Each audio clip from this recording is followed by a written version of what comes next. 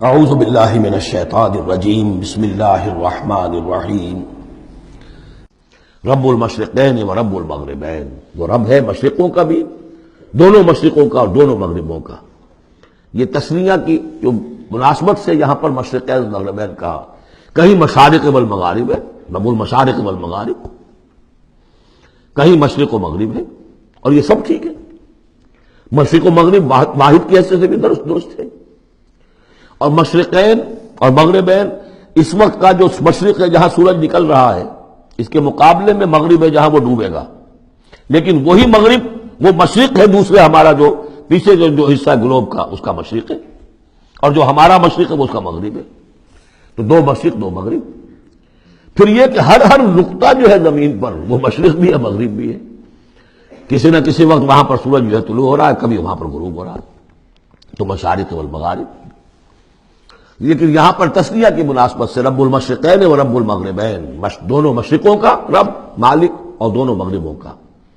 فَبِأَيِّ آلَاءِ رَبِّكُمَا تُكَذِّبَانِ مَرَجَ الْبَحْرَيْنِ يَلْتَقِيَانِ، اس نے چلا دیے دو دریا جو آپس میں ملے ہوئے بھی ہیں، بینہما برزخ لا یبغیان، لیکن ان کے مابین ایک ایسا پردہ حائل ہے کہ وہ ایک دوسرے میں گھستے نہیں ہیں، داخل نہیں ہوتے، اپنی حد کے اندر رہتے ہیں۔ یہ ہے گرم روئیں چلتی ہیں ٹھنڈے پانی کے سمندر میں، یا جیسے کہ کابل پر نظر آتا ہے دو دریا چل رہے ہیں، دریائے سندھ کا پانی علیحدہ نظر آ رہا ہے اور دریائے کابل کا علیحدہ نظر آ رہا ہے، اور یہ اٹک پر نظر آتا ہے، اور کافی دور تک پھر یہ علیحدہ علیحدہ چلتے نظر آتے ہیں۔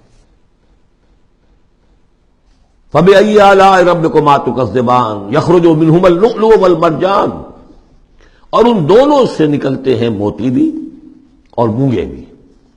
فَبِأَيِّ آلَاءِ رَبِّكُمَا تُكَذِّبَانِ وَلَهُ الْجَوَارِ الْمُنشَآتُ فِي الْبَحْرِ كَالْأَعْلَامِ، اور اس کے لیے ہی ہیں، اللہ ہی کی ملکیت ہے وہ پہاڑ جیسے جہاز، جوار المنشآت جو اونچے کھڑے رہتے ہیں اور سمندر میں ایسے ہوتے ہیں جیسے پہاڑ۔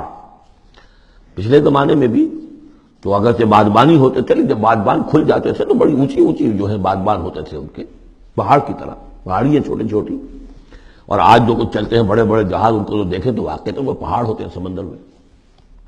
فَبِأَيِّ آلَاءِ رَبِّكُمَا تُكَذِّبَانِ كُلُّ مَنْ عَلَيْهَا فَانٍ۔ اب یہ جو یہاں آئی ہیں اب تک آیات، اللہ کی صنائی، اللہ کی قدرت نوٹ کریں گے جب ہم سورہ واقعہ پڑھیں گے۔ پہلے آیا ذکر قرآن، اس کی عظمت، اور اس کا جو ایک مضمر ہے چیز کہ انسان کو اس قرآن کی عظمت اور فضیلت کو سمجھ کر اگر اللہ نے وہ جو شعر علامہ اقبال کا، اگر یک قطرہ خون داری اگر مشتے پرے داری، بیا با من تو آ موزم طریق شاہ بازی را، اگر تمہارے جسم میں کوئی قطرہ خون ہے اور کوئی مٹھی بھر پر بھی تمہیں دے رکھے ہیں، اے چڑیا اے بیا، آؤ کہ میں تمہیں شاہ بازی کے طریقے سکھاؤں۔ اسی طریقے سے اگر تمہیں بولنے کی صلاحیت دی ہے اللہ نے تو اس کا مصرف کیا ہے؟ خیرکم من تعلم القرآن وعلمہ، سمجھنے کی صلاحیت دی ہے قرآن سمجھو، بیان کرنے کی صلاحیت دی ہے بیان کرو قرآن کو۔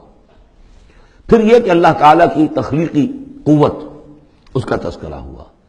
وہاں آپ دیکھیں گے یہ بالکل الٹی یہی ترتیب ہوگی، آخر میں قرآن مجید کی عظمت، اس سے پہلے اللہ کی تخلیقی عظمت، اللہ کے یہی جو اعلیٰ ہے، اس کے بعد اب پہلے جہنم والوں کا تذکرہ یہاں ہو رہا ہے، وہاں بعد میں ہوگا۔ فرمایا کل من علیہا فان، جو بھی ہے اس زمین پر جو بھی مخلوقات ہیں سب فنا ہونے والی ہے۔ وَيَبْقَى وَجْهُ رَبِّكَ ذُو الْجَلَالِ وَالْإِكْرَامِ، باقی تو رہے گا صرف تیرے رب کا منہ، تیرے رب کا چہرہ، جو بہت بزرگی والا ہے اور بہت عظمت والا ہے۔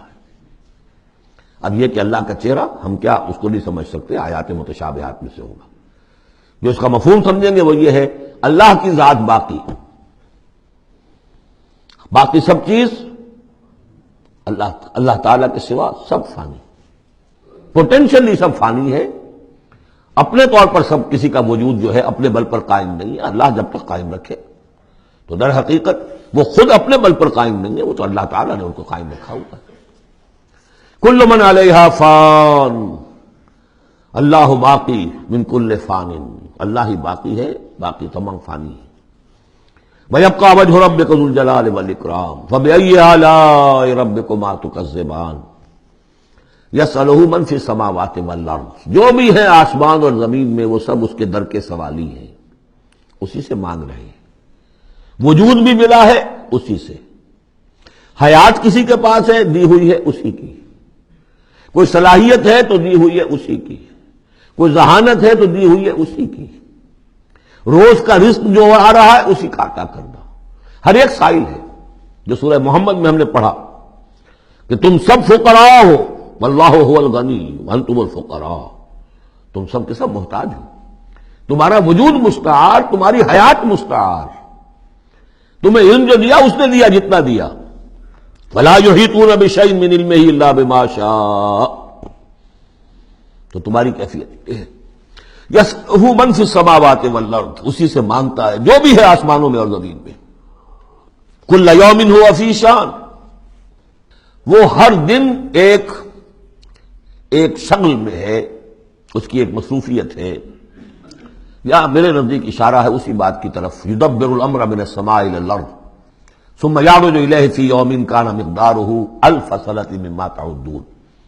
تدبیر امر ہے، ایک دن کی تدبیر وہ کرتا ہے، کیا کچھ تو کہ وہ ایک دن اس کا 1000 سال کا ہے، اس میں کیا کیا ہونا ہے، کس طرح سے ہونا ہے، پھر وہ احکام کی تنفیذ ہوتی ہے، پھر اس کی رپورٹ ہے، اس کو واپس جاتی ہے۔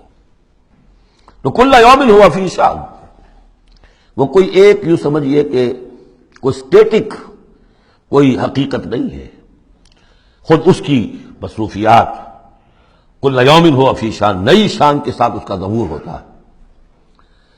کل یوم ہوا فی شان فبأی آلاء ربکما تکذبان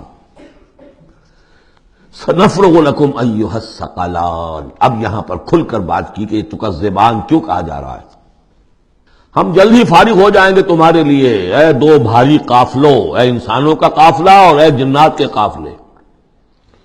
ابھی جو ہے اس کائنات کو ہم نے چلایا ہوا ہے، ابھی مہلتیں ہم نے دے رکھی ہیں، وقت مقرر کیا ہوا ہے، اجل مسمى ہے اس کائنات کی بھی اور ہر قوم کی بھی، لکل امت اجل، ہر امت کے لیے بھی ایک اجل ہے، ہر ایک فرد کی اجل ہے، وہ سب ہے، لیکن عنقریب۔ فبأي آلاء ربكما تكذبان، تو اے جنات اور اے انسانوں کی جماعتوں، تم اپنے رب کی کن کن نعمتوں کا اور کن کن صنائیوں کا، کن کن قدرتوں کا انکار کرو گے۔ صدق اللہ العظیم۔